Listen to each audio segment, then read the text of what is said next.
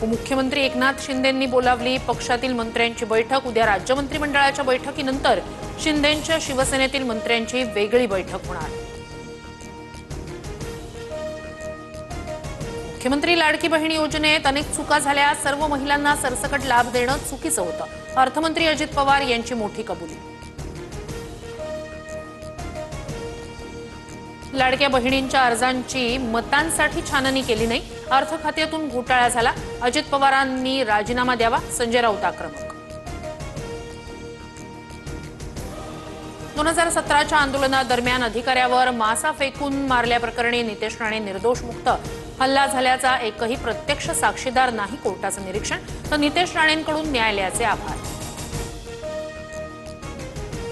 एटीएसनं घातपाती कारवायांचा कट उधळला, भिवंडीतल्या बोरिवली गावात साकीब नाचणशी संबंधित सर्च ऑपरेशन, दोघं अटकेत, 10 जण ताब्यात, तलवार सुरा मोबाईल जप्त।